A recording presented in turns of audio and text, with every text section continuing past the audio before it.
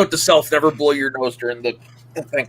Hi, everybody. Welcome to another edition of Shooting the Breeze. As usual, I'm your friendly neighborhood Sona, joined as always by Ben Big Fudge Rainer. And today we have a returning guest again. We have Matt over from the What the Real Entertainment. What Real Entertainment, that is correct. Almost there. Almost got it this time. Because I always refer to you guys as the spin from the real guys, because that's right. mostly how I know you, right? So how you guys doing today? Doing all right. How about you, Soda? I just, you know what, just keeping it simple right now. And sometimes that's all you need is just disconnect from everything and just take care of yourself. How much weed you been smoking, Soda? I had one at 3:00. I will admit most of the time I've been off. Yes, I've been high most of the time. Not when I'm on camera, but I mean, it's cool. I don't do it personally, but I know it can help calm, especially exactly. Like the one thing I've noticed is when I'm around people I know, I'm like this, like the way I am right now. But I'm finding myself in general public or around people that I barely know, I'm acting like this as well because of the weed, because I'm more relaxed. I'm not overthinking things. So in a way, yeah, it's actually been helping with my anxiety. That's all you can ask for, dude. Yeah. And you know when when it feels like your gravity's trying to push your nose through your couch, you hit the right spot, baby. Oh yeah, hell yeah, oh yeah. There've been a few times I'm been lying on the couch. I'm like, why do I feel like gravity's collapsing on me? Oh boy. How you doing, Ben? I'm doing well. Living life. Yeah. Saw you were a big spender today on SCN Live. Ben Rainer donated $50. I was like, Ben, okay. 45. Still, 45. That's a decent amount of money. What'd you ask? What'd you put in? I forget what I'm putting in. It was something talking about the new thing.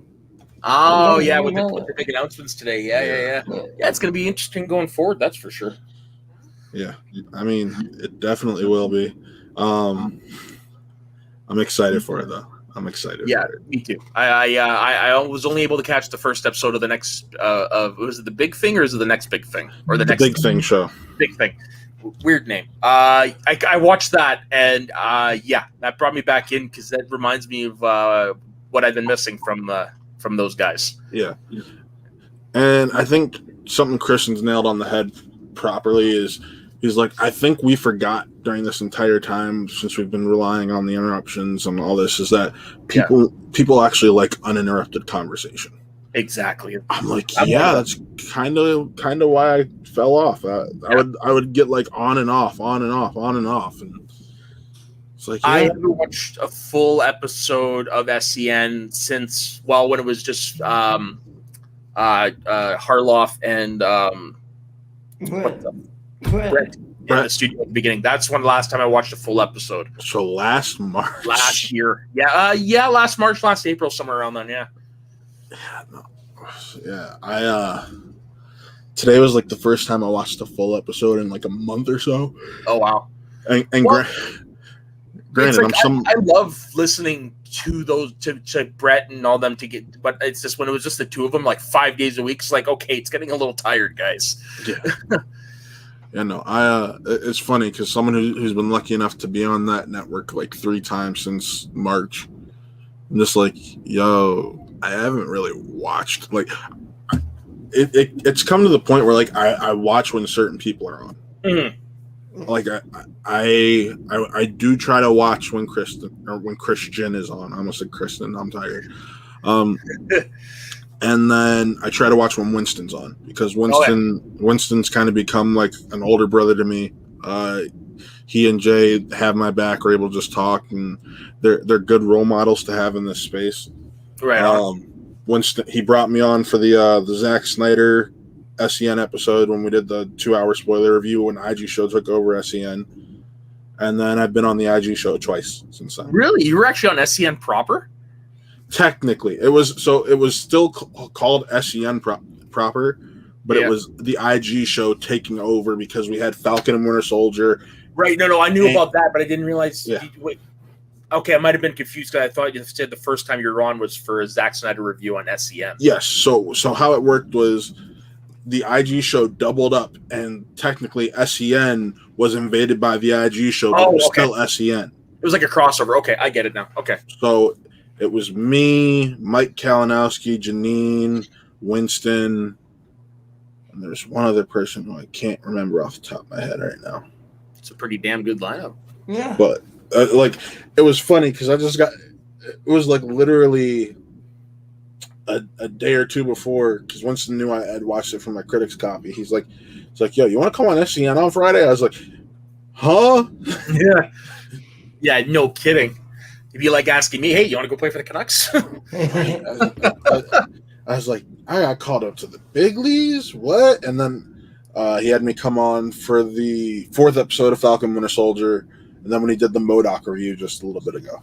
Nice. I did watch the first episode of MODOK, and while it was funny, it's not my thing. It's not my cup of tea. Yeah, I was like, it's. I gave it like I want to say like a 6 or 6.5. I was like, nah, but I was looking for it.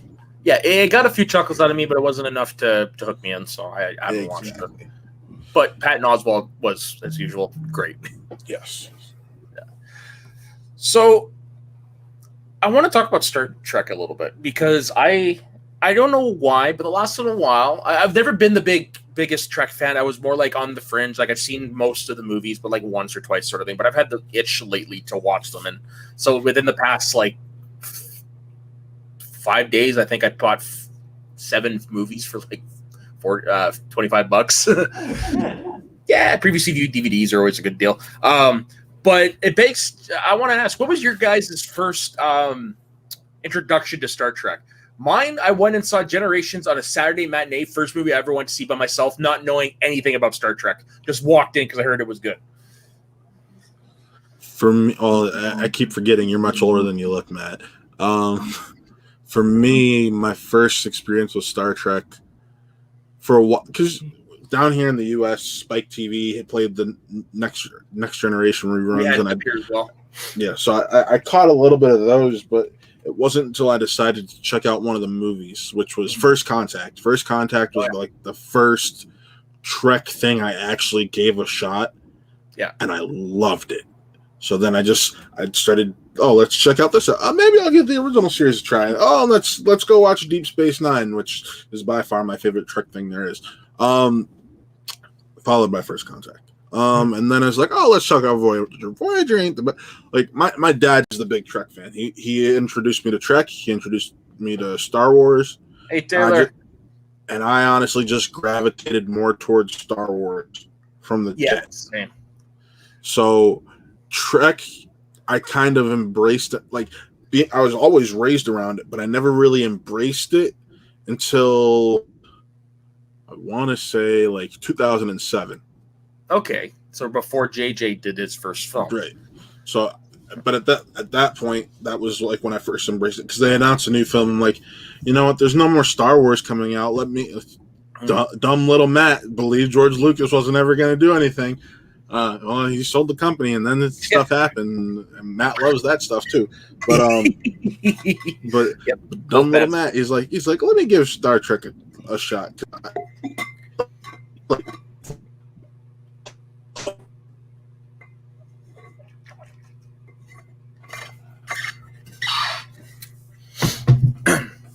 So Ben, what about you? What was your introduction to Star Trek? Was it something that you were familiar with before you saw your first movie, or?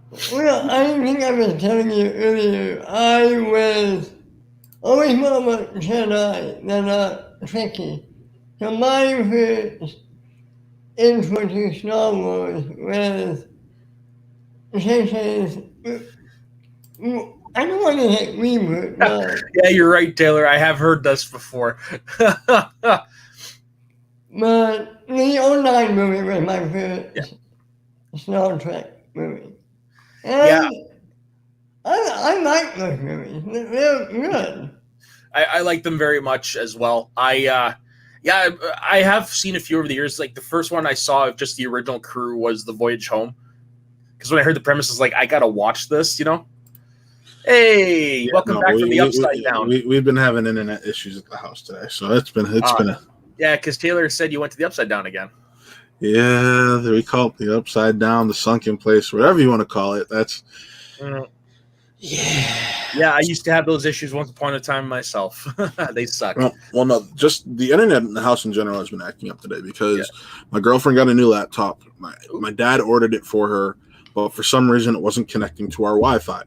So, like an hour or so ago, my dad reset the box, and everything has been running smoothly, but it'll drop for like a quick second and then come back.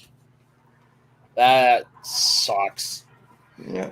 The worst thing that's happened to me during a live stream is my laptop, before I got my setup here, my laptop decided to update itself in the middle of a show.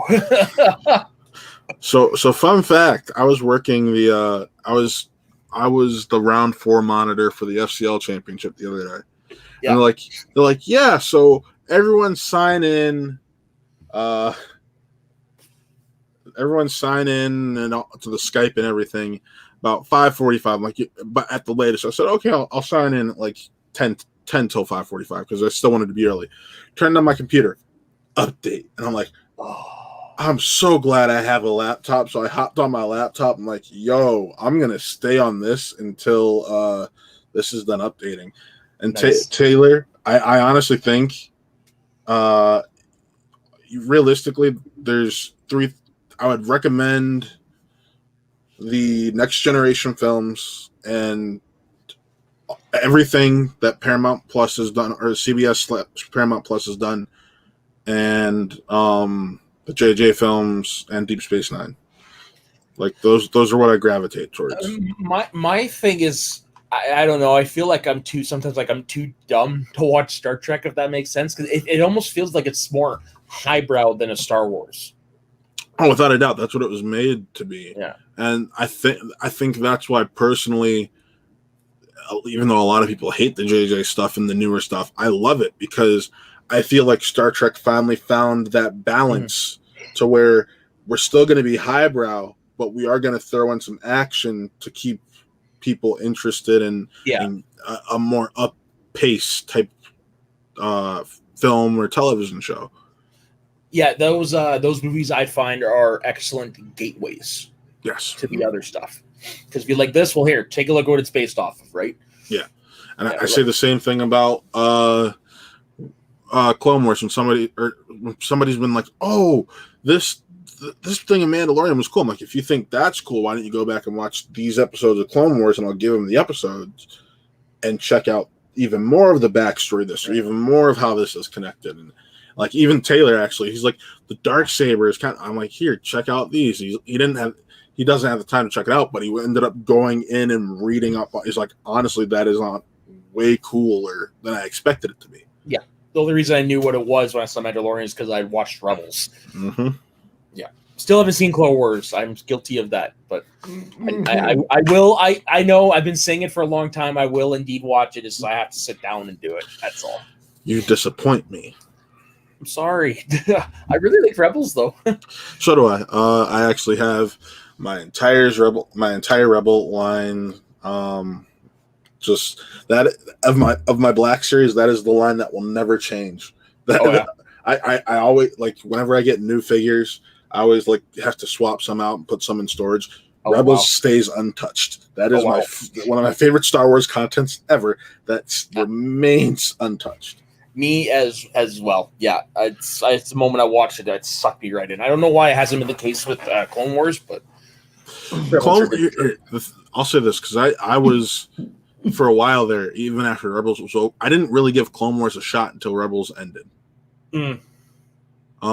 Because I had tried multiple times, but my issues with Clone Wars was you're jumping from character to character to character to character. With Rebels, you're focused on this group, and that's it. And the group's always together for the most part. Sure, they'll have the little own personal side adventures, but it's still only a character you've already gotten to know and have a bond with. Mm-hmm. So Taylor asked us, what would we want to see next in the realm of Star Trek movies? And should Tarantino get to do his thing? I want the 4th film in the Kelvin timeline, period. I want that as well. I really, really do. Mostly to see what they can do with Hemsworth now. Yeah, he was supposed to come back, right? Yeah. originally, and then Paramount wanted to slash the budget, which meant they would have to give up payment for Hemsworth and Pine, who both deserve the money they should be paid. So I totally get it. I actually have a film pitch for the fourth film. And let's hear it. Let's hear it. I actually just pulled it up on my Google. Perfect. But yeah, I'm with you. I wouldn't mind the fourth film in there. But there's some, I don't know, I wouldn't mind seeing like a Generations type thing happen again, but get like some people from the other Star Trek franchises in there. Like See, it's hard to do because they are in a different timeline. That's the thing. What about, because I know the Generations, you had Kirk and you had Picard. What's the time difference between next gen? So with the JJ films, they're in their own separate like multiverse timeline. Yes. But I'm talking like the original universe, because I know, like I said, Generations. So that's still all in that main timeline. So it's just years separated. It's not in its own different reality. No, okay. No, I understand that, but I'm talking like, forget the JJ films. I'm talking like back in the past when the original stuff was coming out. Yeah. In universe, what is the time difference between the events of Next Generation and the events of the original series? I think only like 40 or 50 years. Let me check. So that might explain why they were able to interact with the original crew then. Right. I think I'm going to watch the movie tonight because I legit haven't seen it since I saw it in theaters almost 30 years ago. Excuse me. It's roughly 100 years. Oh, okay. So it's still a big time difference. It is, but yeah. But no, so because we had a rough idea of what the fourth, even though he wouldn't be involved, the fourth JJ film was. And it was bringing Chris Pine back. So my plot was the film takes place, because at this point we've been about 6 years out from when the film came out. 6 years after the initial 5-year mission in space. Kirk and Chekhov have accomplished and lost so much in the years since. Chekhov sacrificed himself, or Kirk and crew. Chekhov sacrificed himself for the good of the crew. Explains why Anton Yelchin's not there, because you don't recast him. He was perfect as Chekhov. No, of course. Following the path of the original series, Sulu is now captain of the Excelsior. Spock is now captain of the Enterprise, preparing for his wedding with Uhura. Scotty has since retired from Starfleet, while Kirk and Bones have settled into positions at Starfleet Command as Admiral and Head Medical Officer, respectively. On the week of Spock and Uhura's wedding, while everyone is reunited, a distress beacon is received from a ship on the edge of Klingon space. The distress beacon appears to be coming from the long-lost U.S. Kelvin. Kirk requests permission from command to go evaluate the situation with Captain Spock and the Enterprise due to how close this situation hits the home. When denied permission, Kirk, along with Scotty, Bones, and Sulu, sneak on aboard the Enterprise in typical Kirk fashion. After being discovered by the ship's new chief medical officer, Carol Marcus, an old flame of Kirk's, played by Alice Eve in the second film. Yep. The crew of stowaways is brought before Captain Spock, who understands the natural response of Kirk and the crew, who will be at the captain's side no matter what, as he too feels the same way. Spock cedes control, letting Kirk take point on the mission. After taking control of the ship, Kirk attempts to reconnect with Dr. Marcus, who tries to avoid Kirk at any cost. And when he does finally get the opportunity to talk to Marcus, they're interrupted by her son, David. Now, if anyone who knows the original Trek, Kirk and Marcus have a son named David. The boy appears to be around 9 or 10 years old, which but in what movie was he introduced in? Khan. Yes, Wrath of Khan. Wrath of Khan. The boy appears to be around 9 or 10 years old, which tracks back to around the time that Carol left the Enterprise before returning as Spock's chief medical officer. Before Kirk can ask any questions, they arrive at the site where the distress call originated, and floating in the middle of space are the fire remains of the USS Kelvin.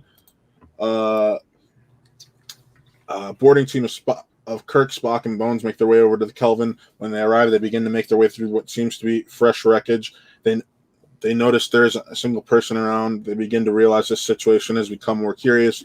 When they arrive at the bridge and begin to search around, Bones comes across a body trapped under the broken helm. When the group lifts the helm off the body, yes, I noticed it too. When the group lifts the helm off the body, they're shocked to discover it is none other than Jim's father, George Kirk, still as young as the day that the Kelvin was thought to be destroyed. Our story begins to unfold as Jim begins to understand what it means to be a father and discover the man his father really was. That's actually a pretty good pitch right there. Yeah, it felt natural. I mean, I had my cast, which is you had the returning cast. My villains. Oh, this breaks my heart because I forgot who I pitched as one of the Klingons, and it was Chadwick Boseman. Oh, I had Mahershala Ali and Chadwick Boseman. That would have been good. And then the director I had chosen for was Ava DuVernay. Okay, I definitely like the director's choice. Who would you, for the villain then? If you can't get Chadwick, who could you get? I mean, Jonathan Majors. You could. Easy way to just fix that. You just replace Chadwick with Jonathan Majors. Yeah, you could also probably go like a Chiwetel Ejiofor, which would exactly. If you've seen Serenity, you know he can play a great villain. Yeah. But yeah, the title I came up for it was Star Trek: The New Frontier because it would be a new frontier for Kirk, and ultimately, Chris Hemsworth, George Kirk would sacrifice himself at the end, and as a father would do for their son, and at least Kirk got to spend time with his father now, and he now has his own son. It was a way to kind of looking at it through, okay, you've been telling us these stories through in a similar way, but a different lens. And I was like, okay, well, let's take that and use that and try to tell a Star Trek story within the same rules that they've been using. Hey, Taylor, I know you're the agent for the Ragers, so if you wouldn't mind asking him to reach out to Ethan Irwin so Matt here could give him his pitch. Because honestly, that's a pretty damn good pitch. I would definitely watch that. Yeah. While you were doing that, I actually do have a Star Trek: The Next Generation comic. You can't do it live action, unfortunately, at this point. So I would gladly settle for animated. But 10 years ago, they did a Star Trek: The Next Generation and Doctor Who crossover in IDW. Hey, the aging technology exists. Have you not watched Picard? Well, Picard hasn't aged a day. He's like Paul Rudd. He drinks the blood of children. But my point is, like, he still looks pretty young. You only have to de-age him a little bit, and he still moves around pretty well for his age. So, well, it's not that. It's just I don't know. A lot of the cast at this point might be hesitant to come and do it because it's been many years, right? So that's probably why I'm thinking like animated would probably be the best route to get the cast back together. Of course. I have a question. Yeah. Which doctor would you crossover with? I would stick close to this. Like, I mean, okay, you could go with using the current Doctor if they were ever do this at the time. For me personally, though, I would go with the one in the crossover, which is my favorite Doctor, Matt Smith, with Amy and Rory. What? It was my first Doctor. Who's your Doctor? Tennant. Tennant is the only. See, Tennant, it's like 1A, 1B for me. That's like what it is. I give Smith the edge because that was my first. Tenet was my first and my only because I tried to watch Smith and I was like, nope. Yeah, see, I did it backwards. I did Smith and then I did Tenet and then I did Eccleston. But yeah, that's what I would actually think would be fun to see to do that little crossover. Yeah. Never happened in a million years, but it'd be fun. Yeah, it would be. Yeah, so being a Star Trek fan, that's kind of one of the things that hit me. I'm like, you know what, that would make perfect sense. Yeah, it plays within the rules that that they've set up for so far in that universe. To where, look at it this way: Into Darkness was Wrath of Khan in a different way. And you know what? I rewatched it last year. I think it got too much shit personally. No, part of the reason it got shit is because J.J. Abrams. It's not Khan. Khan. It's a fine movie. Nobody says it's a bad movie. They are just like, You could have just been honest and said it was Khan, and we wouldn't be mad at you. We would have been like, okay, it's Khan. Instead, you decided to be like, no, this isn't Khan. This isn't Khan. My name is Khan. Yeah. What do you think about the? Let's talk about that ending for a bit. What did you think? Because it is so closely tied to Wrath of Khan. What do you think about the role reversal of Spock and? See, I love it. I love Me it. too. That's honestly what I was, once again, considering how and that's partly what influenced my pitch for that. It's like we've just seen nothing but role reversal. So when I keep thinking back to that moment, I'm like, what if we're able to have Kirk come into David's life at a younger age instead of when he's already a grown adult, and now he gets to be a real father? Yeah, no, I agree. That actually would be a lot of fun to see because, I mean, as we know, that version of James T. Kirk, well, really either version, really, but he's a womanizer. He's a cad. Like, he's matured a little bit, but he's never really displayed that he could be mature enough to be a father. So that could be fun to see for sure. Here's a question. When you bring back Kirk's mom? If she's still alive, I would. I feel like if you bring her back, it takes away from, and this in my mind, he's in his mid-30s, early 40s. She's gone at this point. Okay. All right. Well, keep me notified, Taylor, and we'll make this happen. But if you brought her in, I feel like it would lessen the opportunity between Kirk and his father. Okay. Because ultimately you want these two to be able to have their moment, and you bring the wife, his wife who thought he was dead, into it. That adds a completely different storyline, side story, emotional level to it. That's true. And for all we know, she could be dead. Like, I mean, I know at the beginning of the 09 one, we did get mentioned that she had remarried and stepfather, but that was the last time we ever heard of her. Exactly. So for all we know, she could have passed on already. For me, I like Beyond.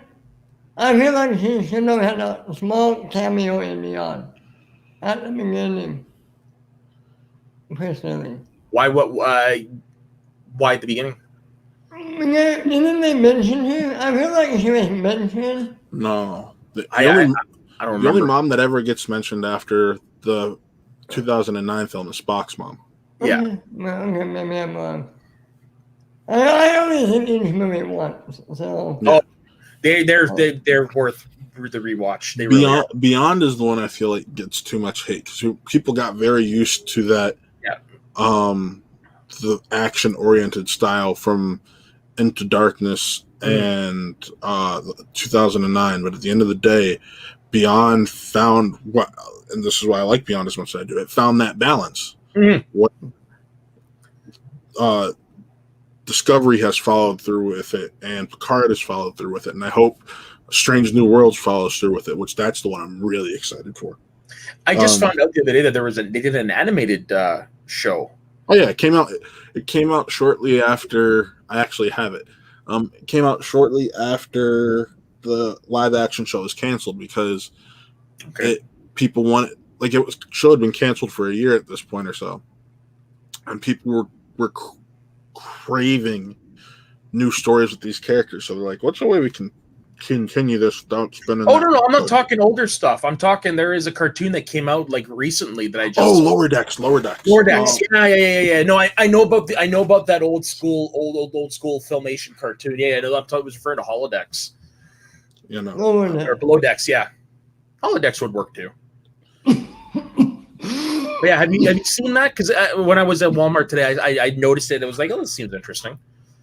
I watched one episode and I was like, I'm not sure about this, and I never went back to check it out. My dad, the big Trek fan, like, it gets better. You should give it a shot. Okay, well, if it ever starts streaming up here, maybe I'll give it a shot. What do you guys think about the Orville? I've actually never seen the Orville. I watched the first season.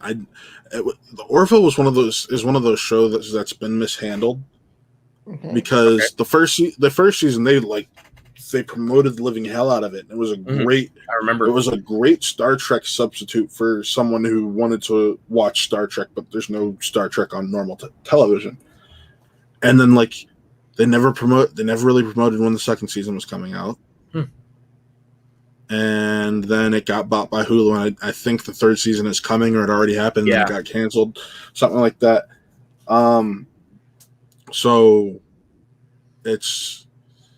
I enjoyed it when I was watching it. I've never really gone back to watching it after that first season. The second season is good. I think you should give it a chance. Not just me. Seth MacFarlane. I feel like I've kind of grown out of the Seth MacFarlane type of humor. Yeah. That's because I haven't watched Family Guy in years. I like the Ted movies; they were fine, they were great. But that's really the latest thing that he's done that I've liked. Are you going to watch that Ted people? Yeah, It's like if it's streaming up here, because isn't it like Hulu or some? So No, it's going to be on. What is it going to be on? if I'm not mistaken, it's a streaming service I don't have up here. I think it's Hulu or Paramount Plus. It's Peacock. Peacock, that's what it is. Peacock. Yeah. Makes sense because he has that deal with NBC Universal now. If I remember correctly.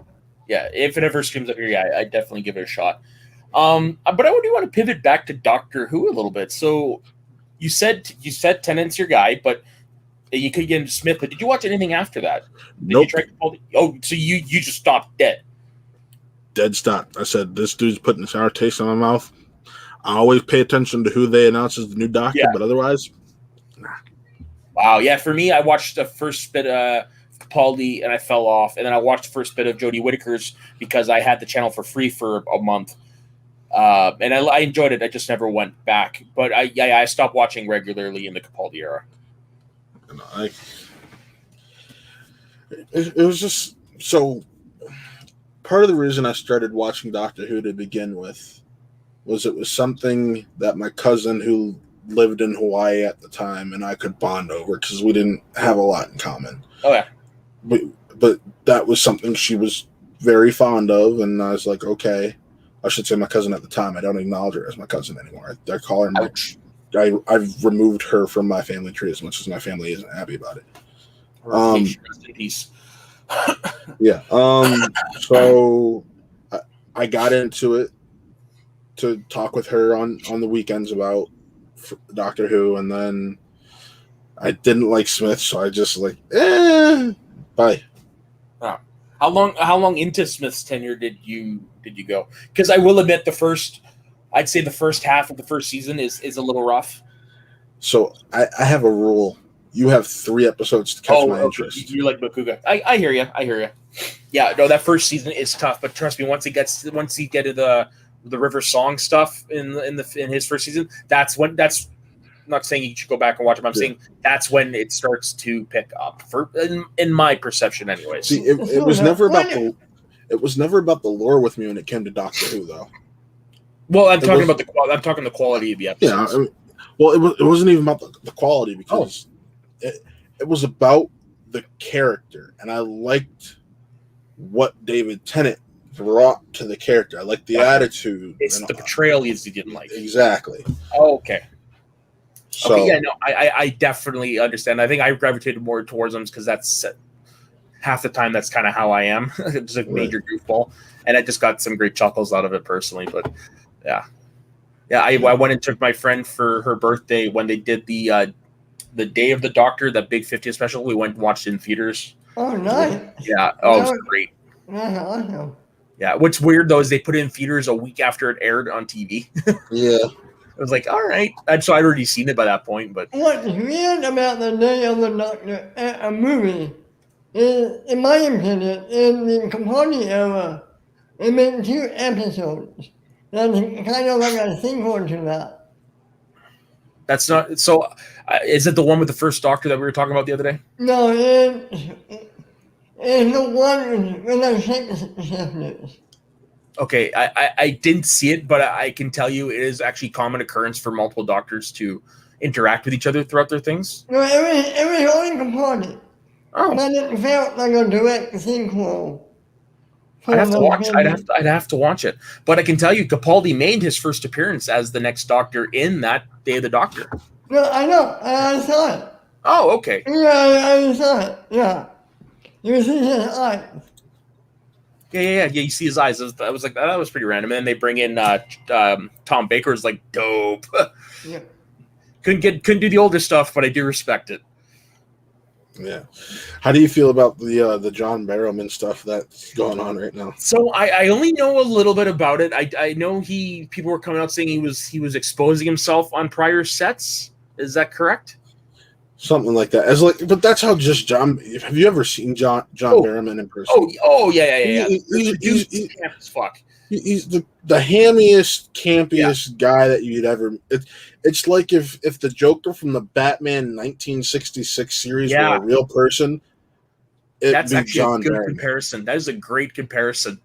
Yeah, and I mean, like what he allegedly did. I look at it as a little bit differently than Louis C.K. because Louis C.K. did it from a place of sexual assault.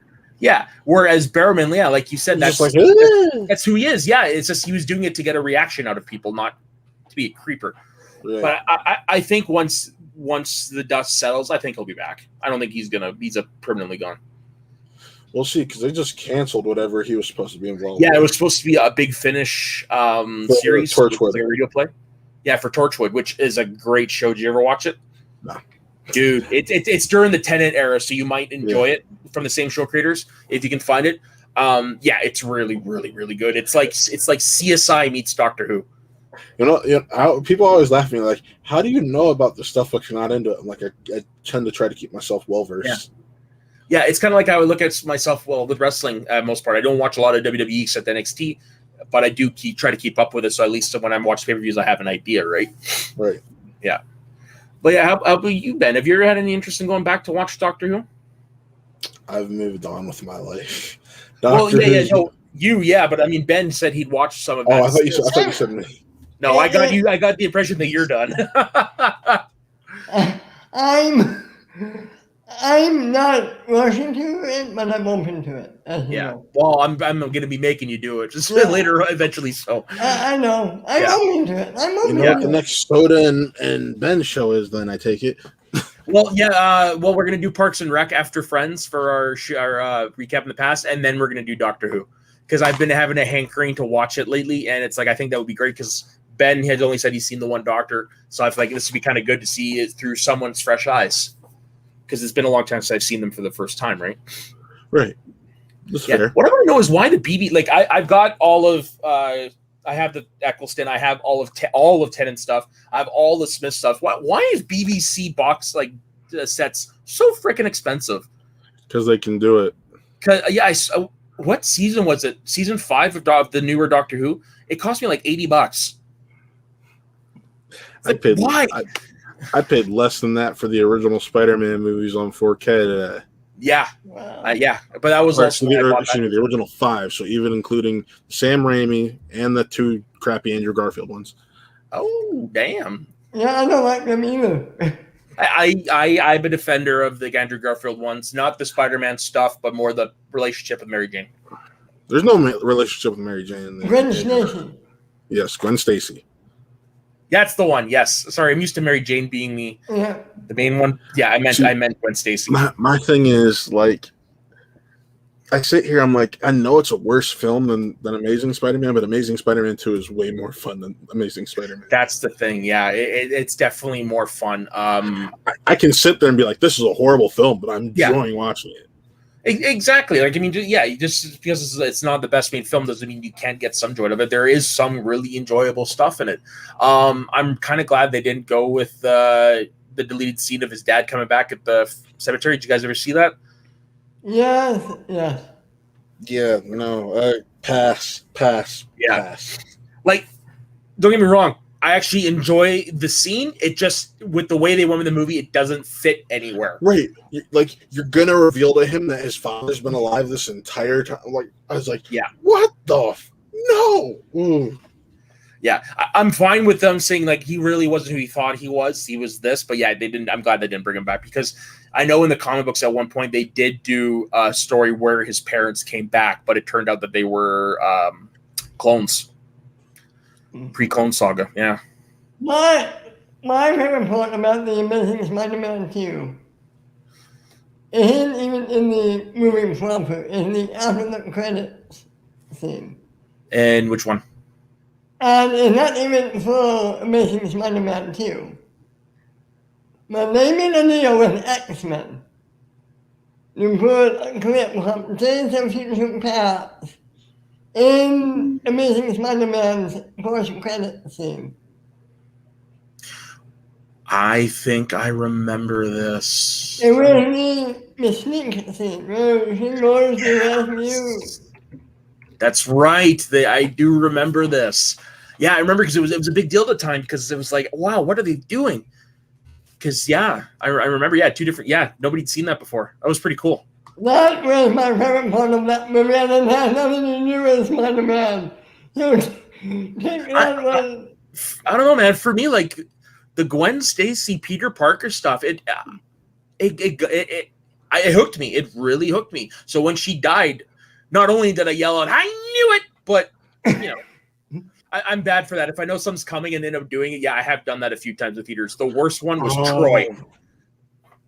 I did that at Troy when Achilles got the arrow to the heel. It was just them showing off. It was the first look at Days of Futures Past. Yeah, it was a promotional thing. Yeah, but it was this like Sony and Fox working together for this. Like that was pretty cool. Like obviously, I knew going in we'd never see them together, but I just thought it was a pretty cool marketing tool. Yeah, Sony's about to ruin everything they've done with Spider-Man anyway. So hey. Well, let's get into that. Like, what do you like? You're okay. You're more in tune than I am. I used to be in tune with all that shit. Over time, I got out of it. But what do you mean by that? By Sony is ruining the universe?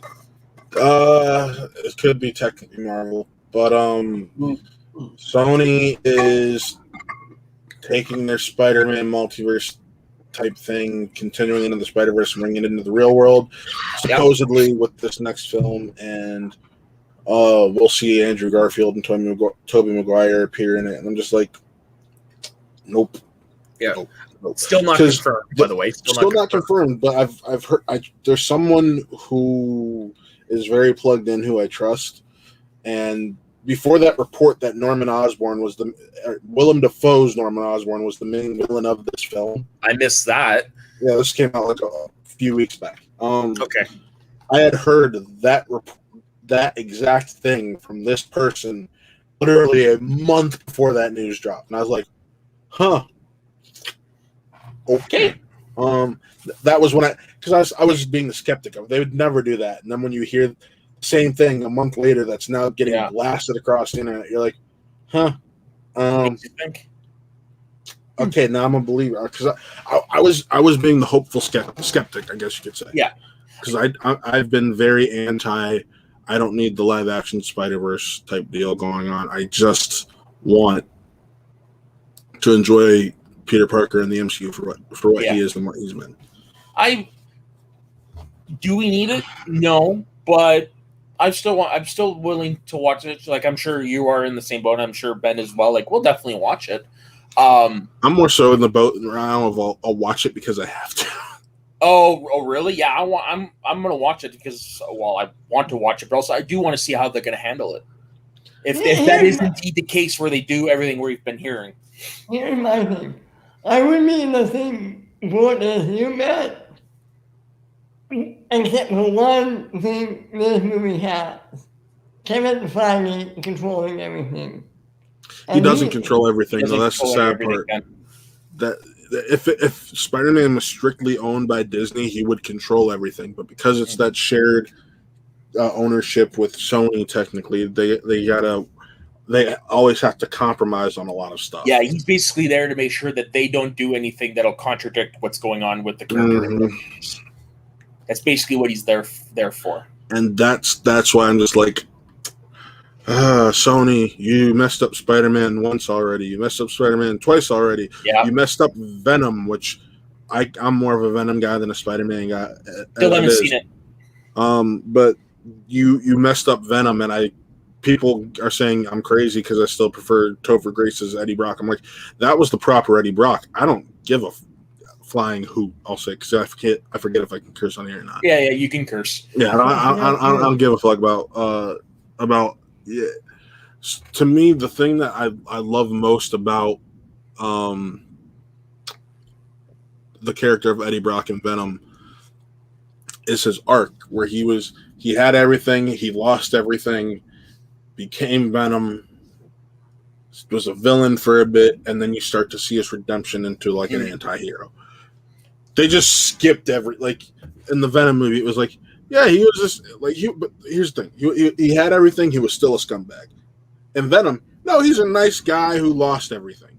No, no, he's a scumbag, and his redemption arc of becoming a decent human being is partly what makes Venom such an interesting character. Yeah, I wouldn't mind seeing them trying one of the other versions of Venom. It's just, if you were to do the Flash Thompson version, I honestly don't think Tony Revolori would be able to pull that off personally. I agree. Yeah, but I think that would be kind of fun to see. What was it? Agent Venom? Yeah. Yeah, something like that. Yeah, basically it's Venom in the army. Wasn't Venom in the Guardians of the Galaxy for a short time? At one point, they added him around the same time they made Sam Wilson Captain America. Wow, I did not know they did that. It's pretty wild. Not exactly someone you'd think of when you hear Guardians of the Galaxy, that's for sure. Well, because it's the symbiote. The symbiote's from the galaxy, so true. It was and to them, a somewhat, as all things are, the Guardians, a natural, unnatural fit. Yeah, fair point. Like, honestly, my knowledge for Guardians is mostly just from the movies, because I didn't even know. I was one of the people that never heard of the Guardians prior to the trailer. Same. How about that trailer for the game? Sorry, for the what? Game. Oh, dude, I can't wait. I love those games.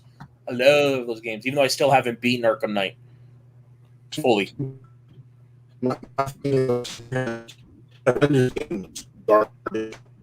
Same game. Yeah, that's why I'm excited for it. It's the same people that did the Batman games.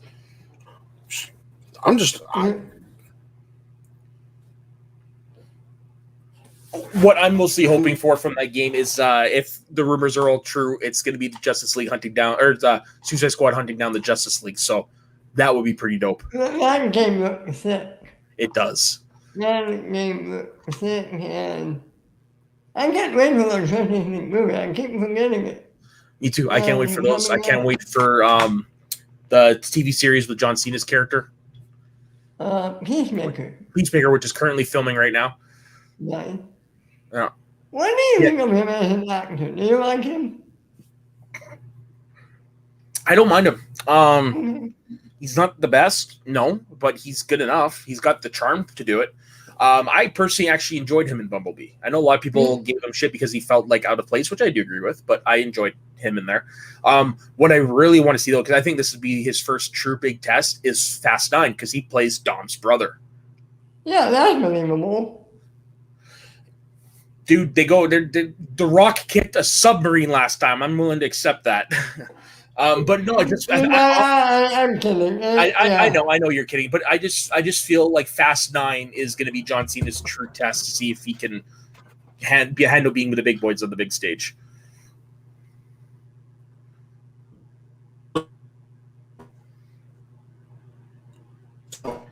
You need to give your dad shit, Matt. You really need to give your dad shit. It's not my dad. It's just the internet provider. Well, that's what I'm saying. Give him shit for restarting the internet, because isn't that when you said all the problems started? No, that's when things started to get better. Oh. Yeah, it's been a rough day in this household for internet. I can imagine. But we were talking about we transitioned into Suicide Squad 2, and I was saying about I heard that. And because I think you and I got mixed up, because you thought I was talking about the Suicide Squad video game. No.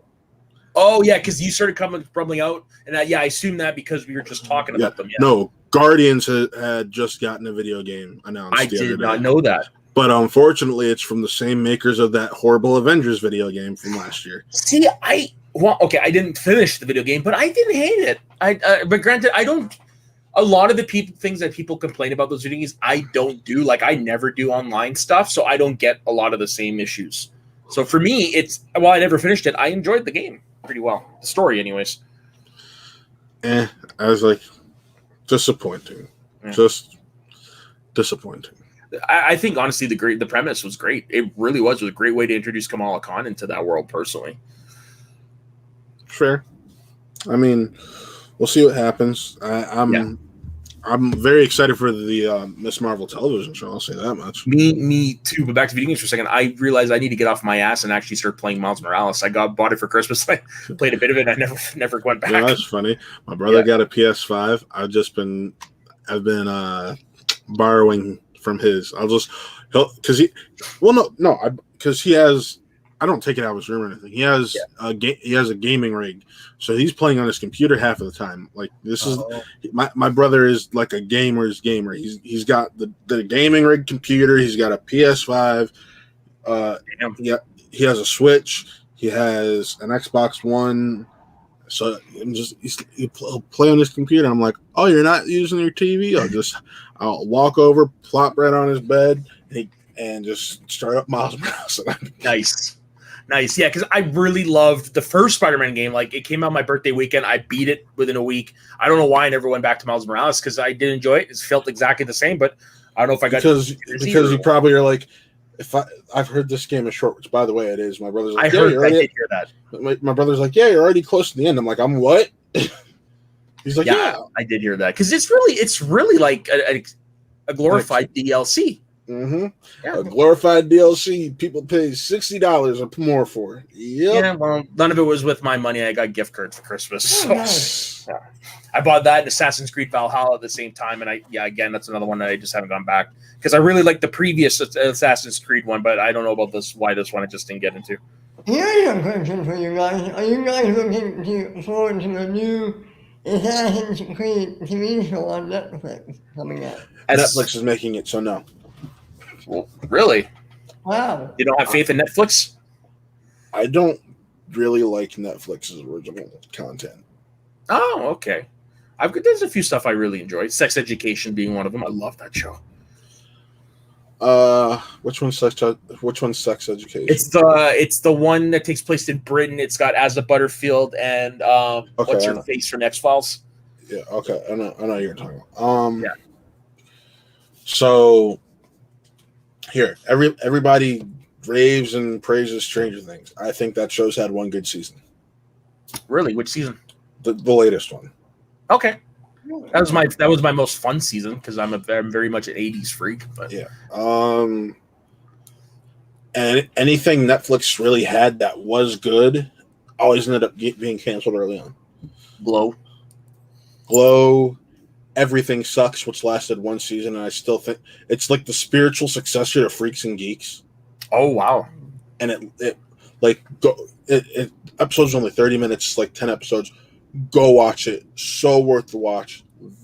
It feels like Freaks and Geeks continued on. Nice. And love that show. And it got canceled after the first season.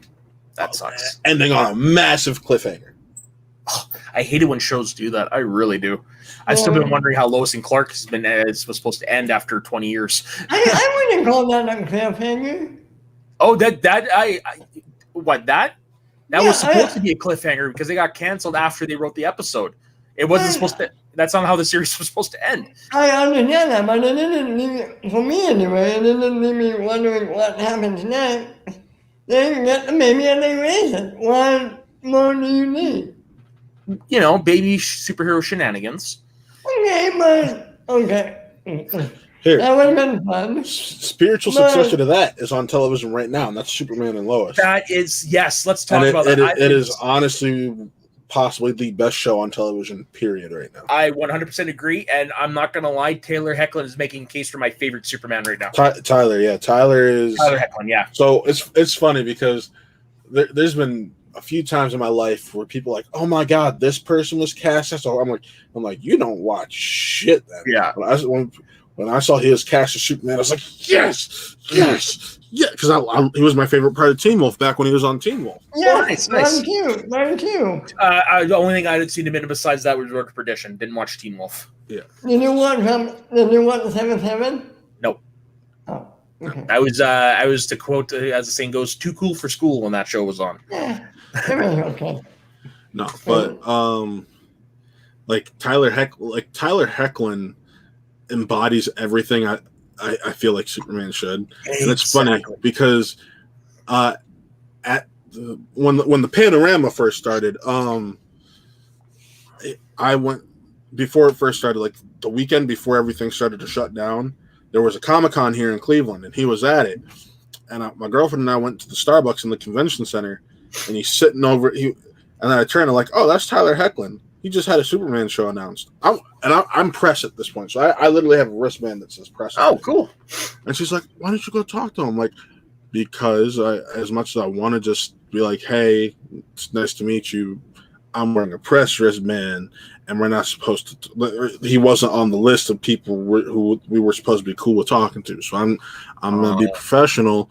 I'm gonna sit over here within his eyesight and be like, man, I wish I was talking to him right now. Yeah. But I'm not gonna talk to him.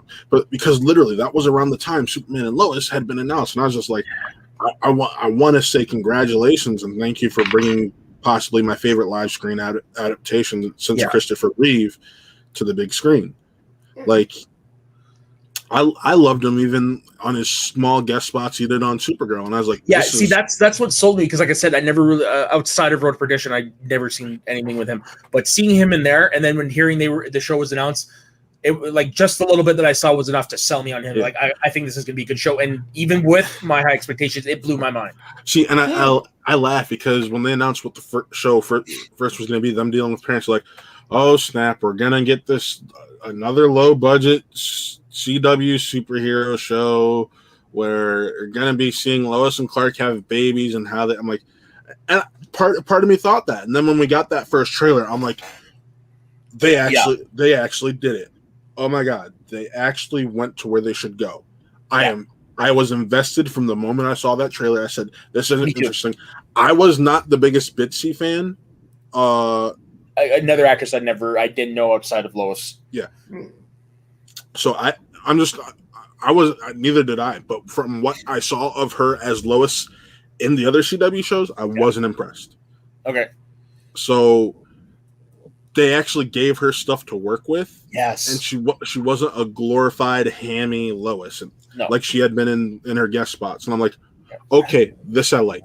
Yeah, so far, like she's given Erica Durance a run for her money, but her best episode so far wasn't this most recent one. It's the one was it the one before that where the kid almost died, or was it that? No, two before that. I say that episode still is her best episode so far. Yeah, without a doubt. Yeah, the scene where it's her and Jonathan and she's explaining why she freaked out. It's like, yeah, she's actor's class. I'm just, for a show that I was like, I wonder where this is gonna go. It's completely blown away all my expectations. Yeah, I agree. Like, I had higher expectations than most, but it still surpassed those high expectations. Yeah. See, I'm the opposite of you guys. I wasn't looking.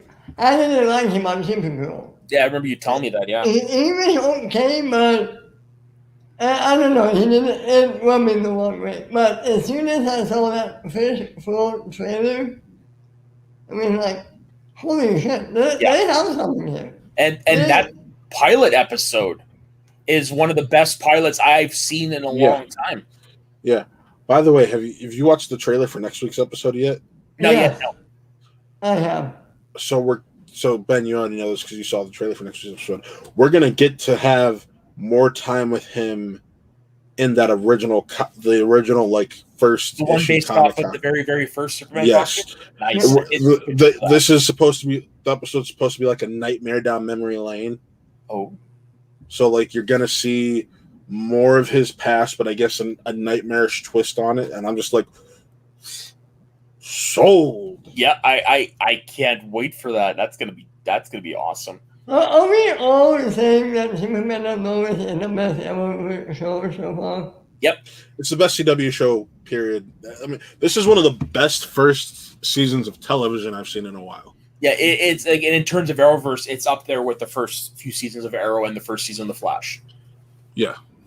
It actually tops those. I just mean in television, period. I don't. Oh yeah, no, I'm with you. There's not much current shows I watch. That's the one. Well, I just mean like, when you think about the history of television in the last 10, 15 years, Yeah. Is there a single first season of television you're like, oh yeah, this is like 10 to 15 years? I can't I think of would, for me personally, I would put the first season of Lost. My Lost changed me. But I think that's older than the timeline Matt set. Would Heroes be in that timeline? I'd never seen it, but I always heard that was a great first season.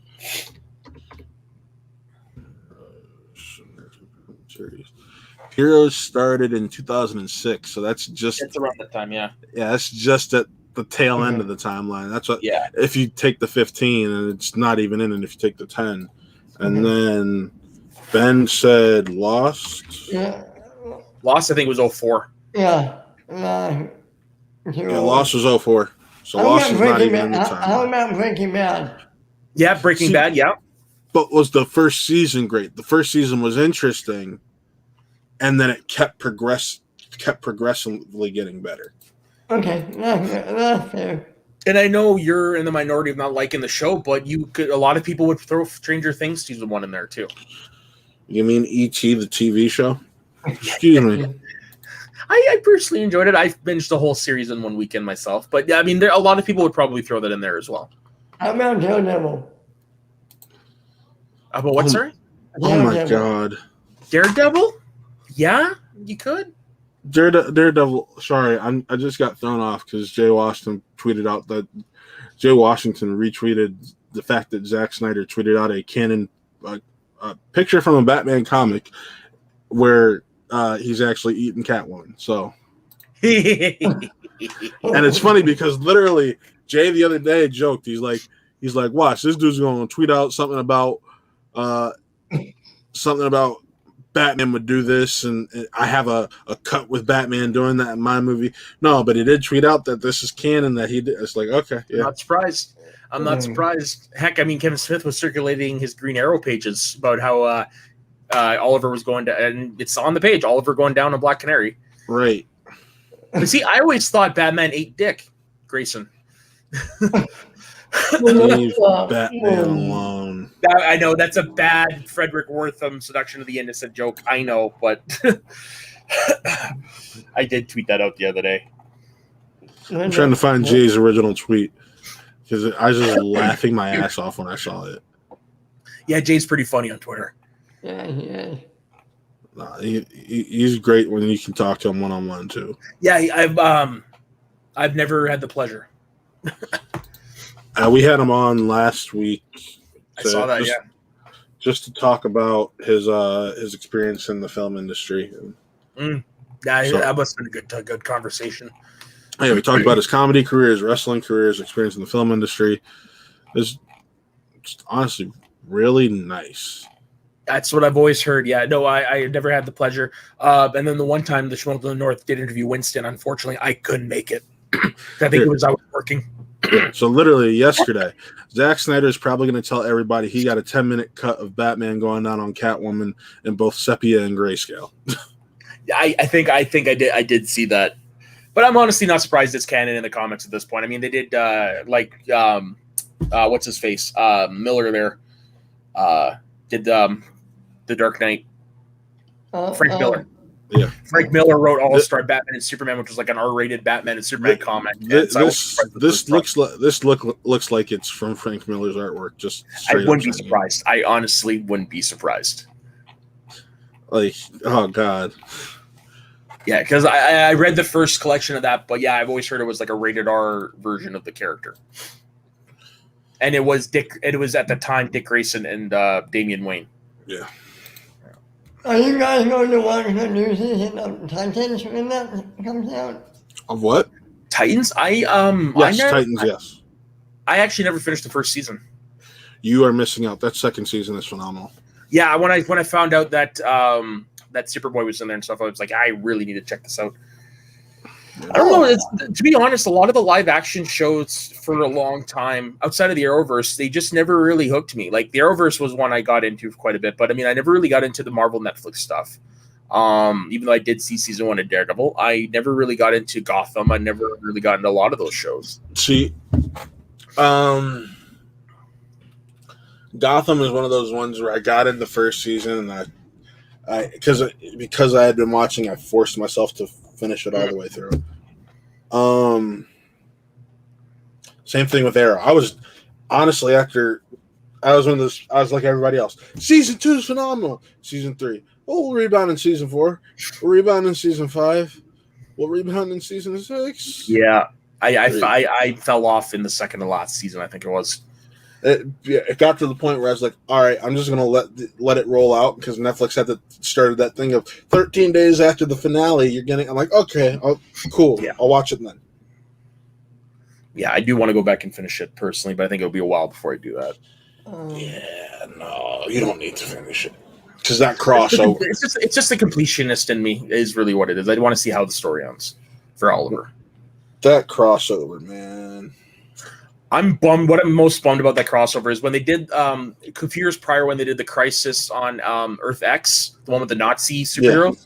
They took all those episodes and they released it in a bundle on iTunes. Well, they never did that for Crisis on Infinite Earths, which I think would have benefited greatly from that because I could have seen all the episodes.